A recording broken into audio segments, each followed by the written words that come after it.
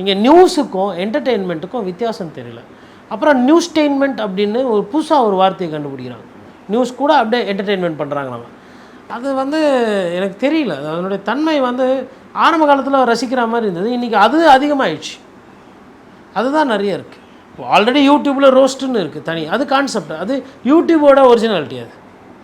அதை பார்த்து நீங்கள் காப்பி அடிக்கிறது, உங்களை பார்த்து அவங்க காப்பி அடிக்கிறது, அது வந்து இப்போ மீடியா வந்து அந்த ஒரு திருப்பி அதை ரிவைவ் பண்ணணும். இப்போது ஒரு பேப்பரில் ஒரு செய்தி வருதுன்னா ஏன் பெண்கள் ஓட்டு கூட இருக்குது, இதுக்கு எது காரணம்? எஸ்ஐஆர் அதிகமாக காரணமா, இல்லை வாக்கு சதவீதம், என்ன தொகுதியில் எது, என்ன தப்புன்னு அது அத்தாரிட்டி. அது வந்து பேப்பர் தூக்கி போடலாம், பேப்பர்காரன் போட்டுக்கிறான் பாருன்னு. இந்த கௌரவம் உங்களுக்கு எங்கே போகுது?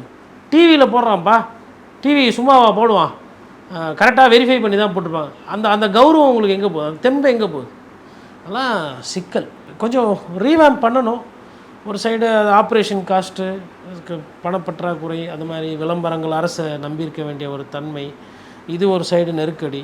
இந்த நெருக்கடிலாம் பத்தாதுன்னு சொல்லிட்டு இது இவ்வளோ கண்டென்ட் வந்ததுக்கு காரணம் விசிலு, லாலிபாப்பு, அதுக்கப்புறம் அந்த இது கொடி, கிரீஸு டப்பா, அதுக்கப்புறமா வந்து டிரான்ஸ்ஃபார்மரில் தாவுறது, இதெல்லாம் வந்து நம்ம அதிகமாக பேசப்பட்டது. இப்போ செய்தியில் வார்த்தைகளை பார்த்தீங்களா எப்படி இருக்குது? அப்புறமா விசில வந்து குழந்தைங்க, சித்தப்பா சித்தி குட்டீஸ் போய் பிரச்சாரம்.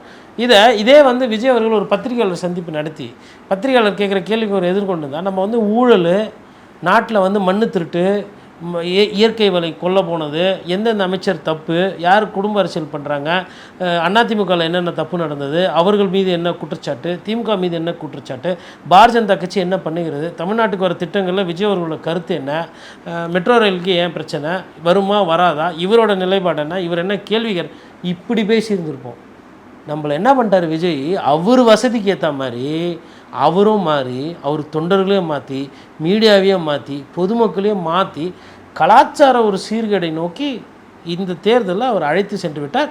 கிட்டத்தட்ட இந்த விஷயத்தில் அவர் வெற்றி பெற்று விட்டார்.